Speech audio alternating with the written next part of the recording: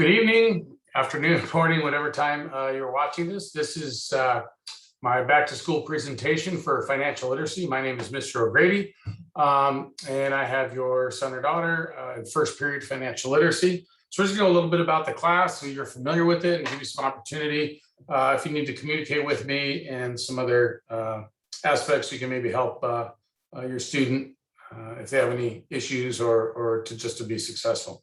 So the first thing we're gonna do is going to share a screen here. And the first one I'm going to pull up is just some basic information here. And I'll leave this up there. Again, my name is Mr. O'Grady. If you need to email me, it's daniel.o'grady@desertsands.us. I have a app, some of the teachers use it, called Remind. It allows me to communicate with the students directly to their cell phone through a secure text messaging. No students see other students' numbers, etc. Parents are more than welcome to join.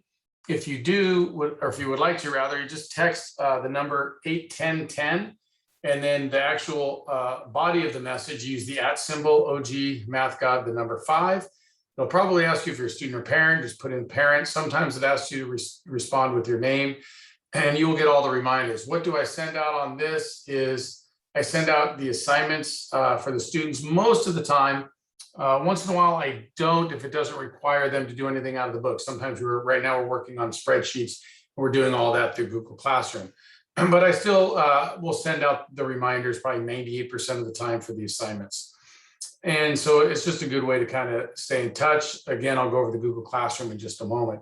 Real quick about the class, we're just covering financial literacy. We started with different types of checking accounts, interest. We learned how to calculate simple interest and compounded interest. We learned about future value when you do periodic deposits for like a 401k retirement account and how those grow.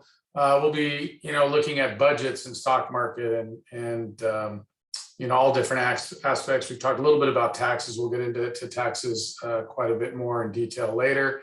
But again, right now, the skill they're working on are spreadsheets, because it's a great skill to have, not only for personal use, but also for jobs. They use them for inventory and scheduling and all sorts of things. So it's a great skill to have.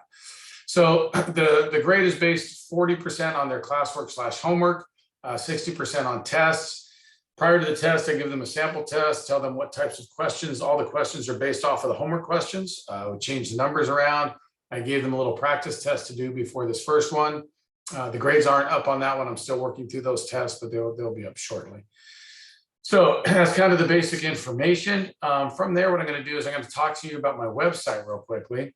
And the biggest thing for them, I teach calculus as well, but the biggest thing for my financial literacy students is my links to my recorded classes. So I'm still recording all of my classes. If students are absent, they can also join them live. I've had students who they can't come to school for various reasons, but they're able to be on a computer. So they actually just click the Zoom link that's in our Google Classroom, and they can join live. They can ask questions.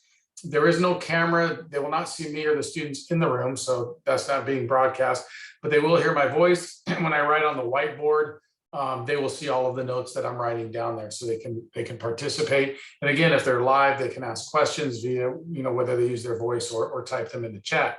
If they can't make it, then they can always go back and watch the recording. It's separated by weeks based on the date. We're now just starting week 5. So this was the one that we did today, Monday. So if they wanted to view it, I just click on this. It'll hit a little play button. And there's me talking, so I don't want to talk over myself. So I'm going to mute it. There was a really short lesson today. So I'm trying to get to where I was on the... I was just going over the lesson. So it's actually Google Classroom, and there wasn't much on the whiteboard, but I was sharing the screen and explaining what they need to do for the Google Sheet. So they'll see anything that is on the screen. They'll see anything that is on the whiteboard. I think I did have just one quick little explanation on the whiteboard towards the end. Usually there'll be more notes on the whiteboard than this one. It's kind of lagging right now. So we'll forego watching that one. But again, they're organized by week. And so if they need help, even if they were in class, they can go back and watch it again. But again, it's excellent for the students that aren't there. That's the main thing for the students in financial lit that is on the actual website. A lot of it, we spend a lot of time with AP Calculus, obviously there's a lot to cover there. So that's the first resource they have. The other one is the Google Classroom, and every assignment is in Google Classroom. So they can go into their classwork. And again, it's separated by week. So today was Monday, September 20th, 24th. And again, a lot of the time, don't expect homework. I give them time to do the work in class. My expectation is that 90% of it will be finished in class. They need to finish it at home if they don't. But today's spreadsheet, they had today and they have tomorrow in class to finish the spreadsheet. And there's just the directions. I've already had some students that have turned it in. I told them that they still have tomorrow to work on it. So you can always go see what assignments they have. You can ask them to see them. These were back when we were doing work out of the book.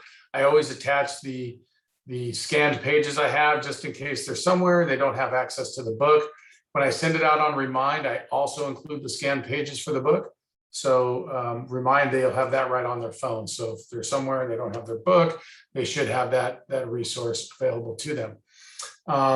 So just for example, if I went to Remind and I go to my financial literacy class and just go to an assignment, so I'd sign this and I send it out, and there was the page, and they can click on this right on their phone, and it will open it up on their phone right there, and they have the book as well as the assignment.